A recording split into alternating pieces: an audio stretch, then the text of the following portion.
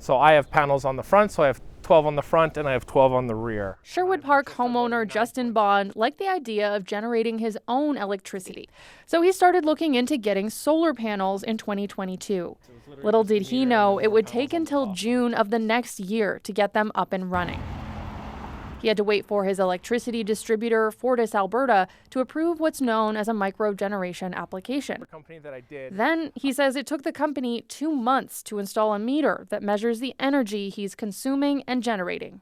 After having approval, after having all the documents in place, after trying to reach out to them, just the sheer delay in getting a meter swap, removing the old meter, putting in the bidirectional, and for the ability to turn the array on, was quite a delay, especially in peak generation season.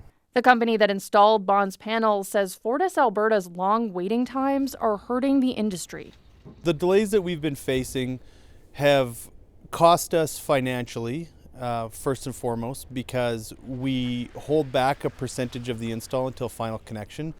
People in the industry say clients with other distributors like Epcor and Enmax are not waiting nearly as long. Most of the wire providers, they are seeing delays, but those delays are within weeks, whereas the delays with Fortis are months on end. In a letter last week, the nonprofit urged the company to better serve its customers. Fortis Alberta owns 60% of the distribution network in the province. Its coverage area spans much of central and southern Alberta. Province-wide, solar has been booming.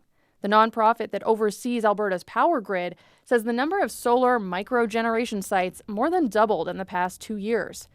Fortis Alberta says it's receiving the bulk of applications, and it understands customers' frustrations.